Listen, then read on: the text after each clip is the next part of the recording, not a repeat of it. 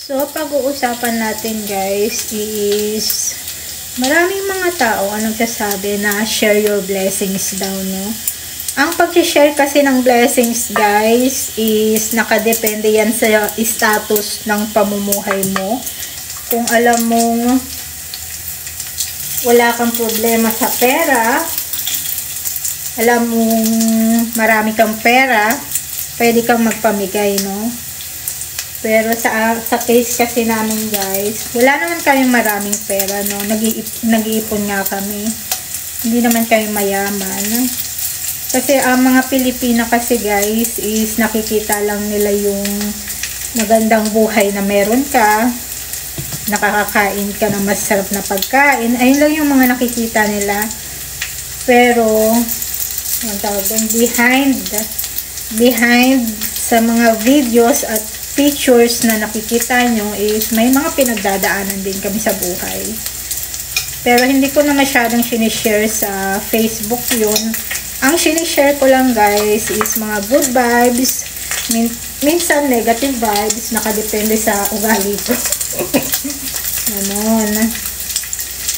Magpa-pride ako ng marami guys kasi kahit totoo. So, ayan, naka-pride na ako. Tapos itong i-fried ko na lang ulit pagdating ng aking asawa. Ipa-fried ko lang yung kakainin ko. So, yung pag-share kasi ng blessings guys is nakadepende yan sa status ng buhay mo. Kung talagang sobra-sobra ka sa pera, pwede kang magpamigay. Kaso dapat kasi guys, ang binibigyan nyo ng pera is yung mga taong nagsusumikap sa buhay. Yung taong talagang nag-work, nagtatry mag-gain ng pera, hindi yung mga taong tenga lang at umaasa sa'yo. Mahirap silang tulungan. Kasi pag nasanay na sila, na lagi mo silang binibigyan ng pera sa tuwing may problema sila, masasanay silang laging umaasa sa'yo. At saka guys, sinasabi kasi ng mga ibang Pilipino na ang mga tao sa ibang bansa may mga pera. May mga pera sila guys kasi may mga trabaho sila. Try nyo kayong walang trabaho dito sa ibang bansa. Hindi naman pwedeng wala kang trabaho dito. Kasi hindi libre lahat. Hindi libre lahat. Hindi libre ang mga pagkain. Katulad din sa Pilipinas. Kung wala kayong trabaho, paano kayo makakabayad ng kuryente ninyo? Ganon din yung buhay dito sa ibang bansa guys, no? Kaso dito kasi sa ibang bansa, maraming mga opportunity, maraming part-time na pwedeng kang mag-part-time, mga ganyan. Sa Pilipinas kasi walang masyadong opportunity. So ayan lang ang kinagandahan dito sa ibang bansa guys, no? Pwede kang mag-part-time pag wala kang work, mga ganyan. Talagang nakakaipon. Makakaipon ka talaga kung lagi ka nagpa-part-time. Pero kasi sa akin kasi guys, before nung nagwo-work ako, hindi ako nagpa-part-time.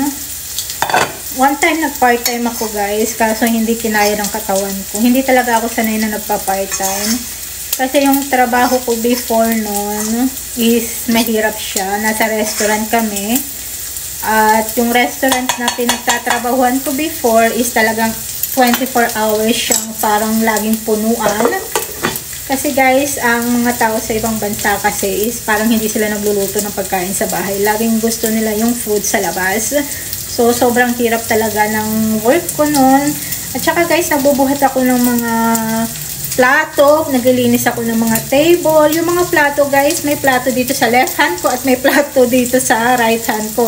So pag naglilinis ako ng mga table, gusto ko minsan isahan. So may tray ako dito at may tray din ako dyan. Ganyan ako mag-work guys. So nakaganyan ako.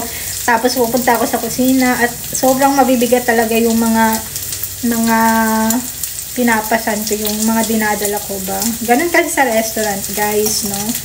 At saka nagbubuhat din ako ng mabibigat na upuan at saka table kasi yung restaurant na pinag-work ko before is meron silang mga sa labas. So maglalagay ka ng table sa labas at doon yung mga customer umuupo.